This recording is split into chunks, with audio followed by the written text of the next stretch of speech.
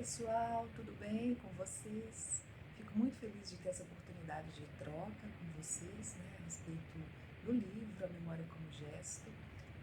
Fico feliz pelo convite, agradeço ao professor Daniel e a vocês por terem enviado as perguntas, né? Acho que vai ser uma boa troca.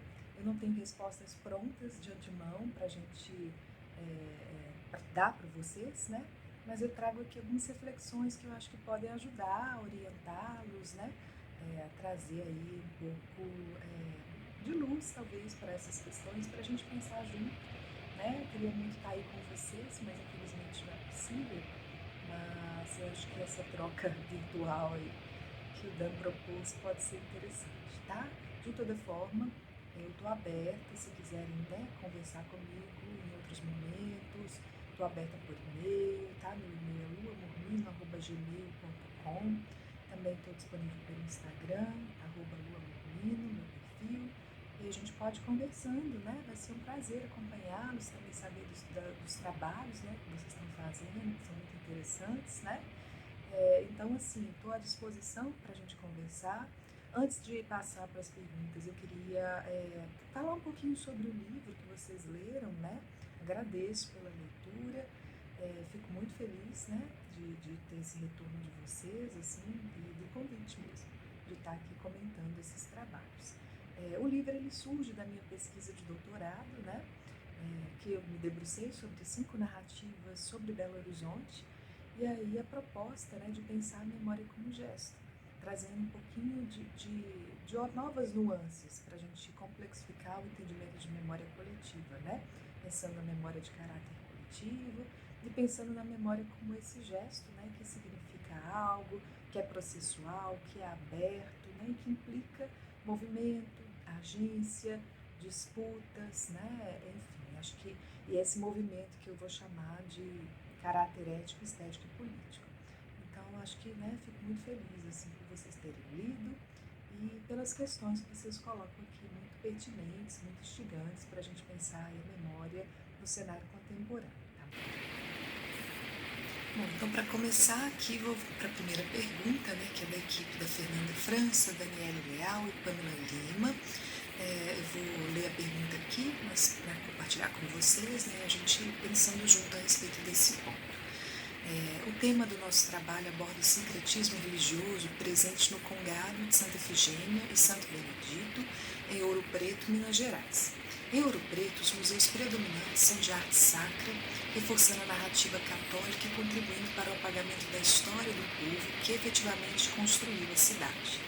Um exemplo claro é o Museu Bullier, onde, ao final da exposição, do acervo reunido por Jacques Bullier e Maria Helena ao longo de 60 anos, um casal franco-brasileiro, há uma sala com retroprojetor exibindo cenas do Congado em uma tentativa de apresentar essa tradição. Diante disso, como você enxerga a disputa de narrativas em Ouro Preto, especialmente no contexto da valorização de tradições como o Congado, em meio à hegemonia da memória católica nos espaços museológicos e também nos patrimônios imateriais como no Congado? Eu acho que a gente tem que pensar a primeira coisa, assim, a gente está falando de memória. Quando a gente fala de memória, a gente fala alguns elementos vêm sempre próximos, né, conectados aí com memória, como a monumentalização, os arquivos, e a gente sempre pensar que a memória ela está sempre ligada ao poder, querendo ou não, né, a gente os registros de memória, os monumentos, os arquivos são instâncias de poder, de legitimação de poderes, né? Então, assim, a gente tem a Ouro Preto toda como uma cidade em que esse poder da Igreja Católica ele veio se fazendo mostrar, né? Assim, pela quantidade de igrejas católicas que estão presentes, né? A própria ambientação, enfim, essa tentativa de imposição de elementos coloniais mesmo, né? Assim, dessa presença portuguesa, dessa fé. Em cada esquina você tem, né, uma igreja, uma representação ali desse poder também religioso, né, sobre os demais. Então, assim, eu acho que a cidade traduz, de certa forma, essa questão do poder. né, em suas representações, seus lugares de memória, as igrejas também consideradas, né, esse lugar de memória, né? E a gente pensar também que quando a gente fala de memória, a gente fala de esquecimento. E os eixos aí, né, com os quais, os elementos que compõem esse esquecimento são o apagamento e a invisibilização de outras narrativas que vão fazer esse contraponto, né, nessa disputa por memória que a gente vê acontecer. Então, assim, é fato, né, que o que a gente vê é um apagamento de outras memórias que também compõem essa cidade, para que ela se funde numa narrativa hegemônica, numa narrativa dominante, que é essa narrativa, né, dessa força e dessa presença da religião católica sobre as demais.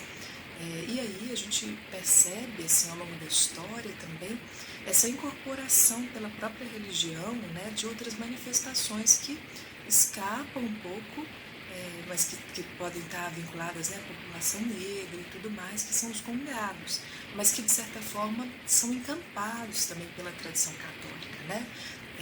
Por mais que eles sejam elementos de resistência da cultura negra, eles também acabam sendo incorporados por essa tradição católica. Então, assim, de fato, a gente está falando de uma manifestação que tem seu vínculo na população negra, enfim, ela está ali presente, mas ela acaba sendo encampada também pela tradição católica, né? E são reservados os espaços, as igrejas, né, geralmente Nossa Senhora do Rosário e tal, para que essas manifestações aconteçam mais efetivamente, né? No caso de Ouro Preto é o Congado de Santa Efigênia e Santo Benedito, né? Então, assim, a gente tem, eu acho que são duas questões para a gente pensar.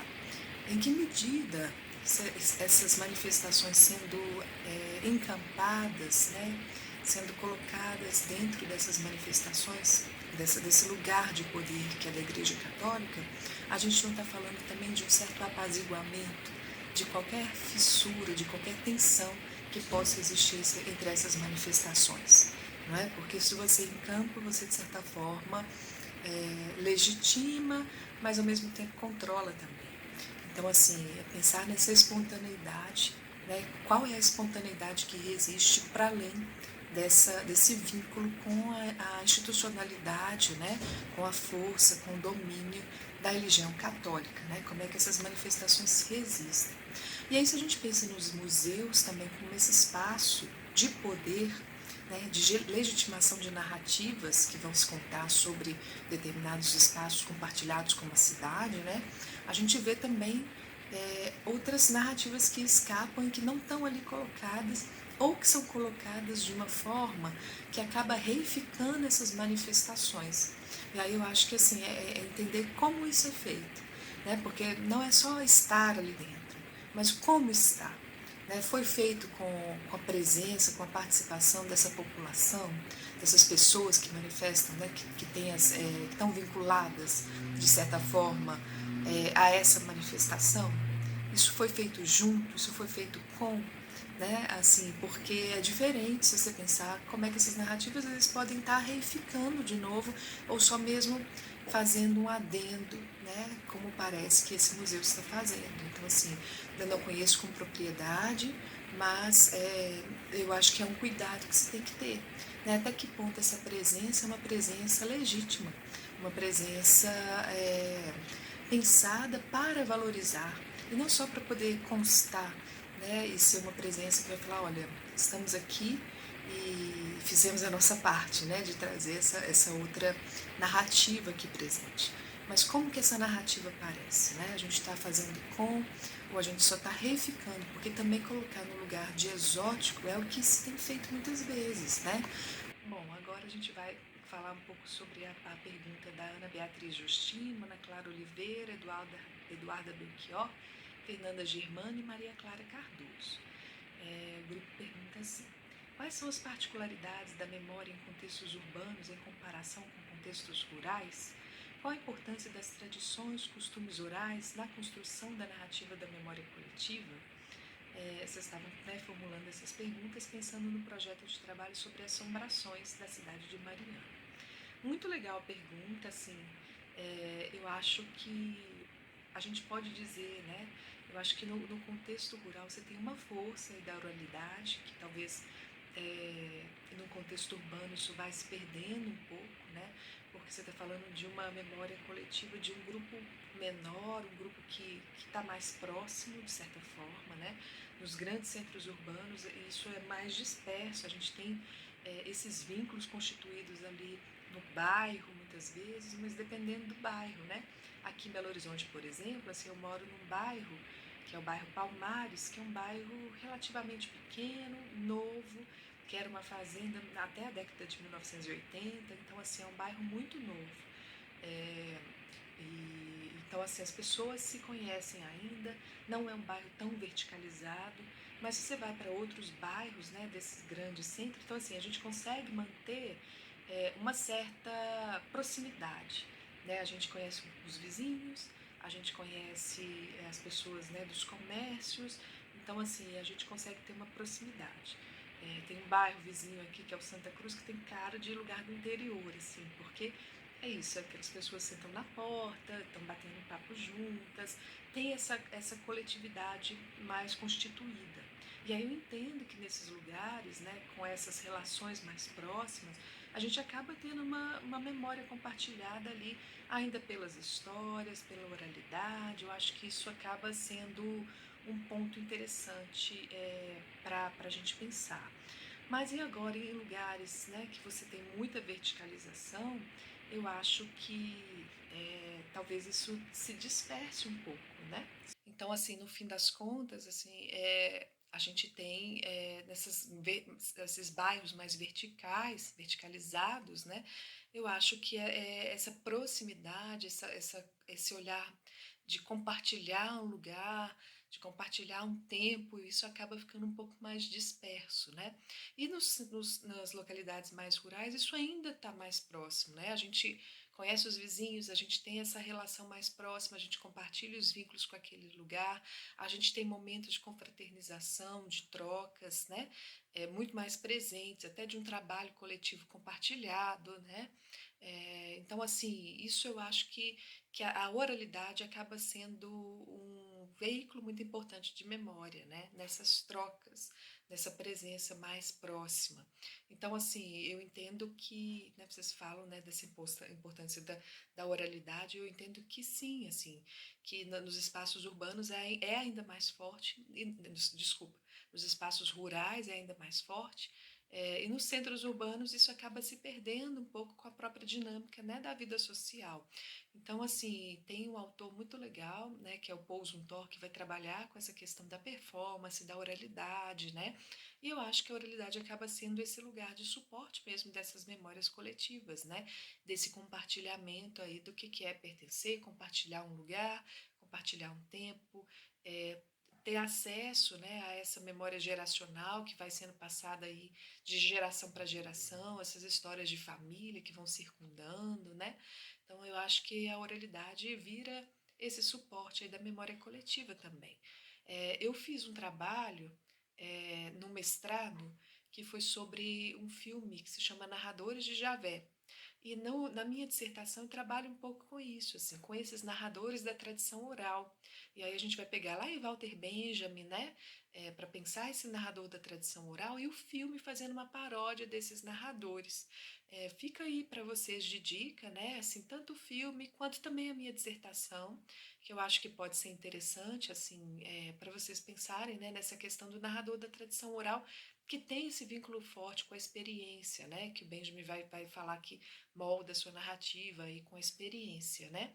Então eu acho que pode ser um bom caminho aí para vocês pensarem, né? Tanto o Paul Zumthor com ele tem um trabalho sobre oralidade, agora me fugiu o nome do livro dele, mas é um trabalho bem legal que ele traz aí para pensar essa questão da oralidade e fica também a dica da minha dissertação, que é sobre os narradores de Javé. Chama o Jogo dos Vestígios, Narrador, Experiência e Memória. Está no repositório da UFMG também. Tá? Mas eu acho que a grande diferença é essa relação aí que a gente tem mais próxima com as pessoas que a gente compartilha esse espaço, assim. e que nos grandes centros urbanos a gente tem isso em diferentes graus, né? Não dá para a gente generalizar, como eu disse, né? Meu bairro vizinho, o meu próprio bairro, são bairros que têm um pouco mais de coletividade, assim, a gente está mais próximo, a gente compartilha mais, mas que em relação a bairros muito verticalizados, isso realmente muda bastante. Então, agora, em relação à terceira pergunta, né, do Caio Fábio, Igor Montarroios e Juliana Bortolossi, se eu pronunciei errado, vocês me perdoem. Como a memória de caráter coletivo funciona, tendo em vista um cenário cultural popular sem visibilidade? A pergunta é baseada no tema do trabalho Procissão das Almas, um evento cultural anual da cidade de Mariana, com pouca visibilidade midiática. Eu acho que dialoga um pouco com a pergunta primeira, né, sobre essa disputa de memória e essas memórias que são mais silenciadas, mais invisibilizadas, né, essas vertentes aí do esquecimento que a gente tem, né. Eu acho que ela, de toda forma, a memória de caráter coletivo, ela está presente, né, que seja na própria recorrência dessa manifestação cultural, né. Ela acontece anualmente, ela já está dentro de um calendário, as pessoas participam, não sei como se dá, né, essa adesão aí à procissão em si, mas eu acredito que seja uma coisa que tem um valor para as pessoas que estão ali praticando, né? Então, assim, as pessoas que participam dessa procissão anualmente já têm essa expectativa e a própria presença dela anualmente já diz desse ciclo, desse caráter cíclico, né?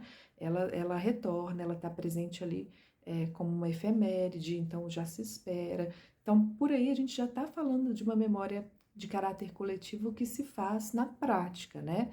Ela está presente, ela é recorrente, as pessoas dão valor a isso, a essa manifestação. Entre os participantes, isso é compartilhado, essa tradição vira-se, né, uma tradição desse determinado grupo social. Então, a gente está falando da presença de uma memória coletiva que é atualizada nesses momentos em que se repete essa própria manifestação cultural. Agora, ela não alcança o midiático, ela não tem um reconhecimento para além dos seus pares, né? E isso é uma questão que eu acho que dialoga com a primeira questão, né?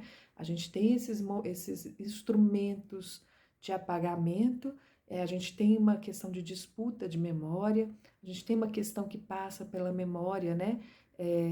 Como esse lugar também de poder, e aí é fazer frente a isso, né? Assim, a própria existência, a própria permanência dela no tempo já é uma forma de memória, né? E já é uma forma de dar valor a essa manifestação, e já é uma forma também de fazer frente a outras iniciativas mais hegemônicas, né? A gente fala na mídia como esse lugar de memória contemporâneo, mas ela não é o único lugar de memória contemporâneo, né? Então, assim, principalmente a gente falando de uma cidade menor e tudo mais, né? Como é Mariana, assim, não que seja uma cidade pequena, mas é uma manifestação que está presente numa cidade que tem uma tradição católica também grande, né? E isso implica em poder, implica em uma hegemonia, e ao mesmo tempo você tem, né, essa procissão, eu imagino que seja também católica, mas que é uma manifestação que às vezes não alcança essa divulgação como de visibilidade, né, como vocês estão propondo, falando, mas ela faz para os seus, né, essa reiteração dessa memória, né? Então acho que é um pouco por aí, tá bom? Mas é isso, muito legal. Só para encerrar, assim, já vou me despedir por aqui, assim, espero ter contribuído, né, com vocês, com as dúvidas, trazido aí novas leituras, né, e perspectivas para a gente pensar junto. Fico à disposição mais uma vez para a gente conversar, para a gente trocar.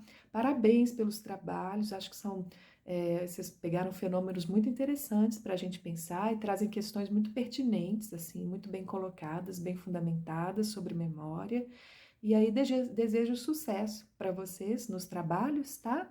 E na vida acadêmica, na vida profissional. Foi uma alegria estar com vocês. Espero ter outra oportunidade para a gente trocar, quem sabe presencialmente, quem sabe, né, a gente se vendo. Mas de toda forma, deixo aqui meu agradecimento ao professor Dan, né, pelo convite, pela oportunidade aí de falar com vocês, tá bom? Muito obrigada, sucesso aí, até mais.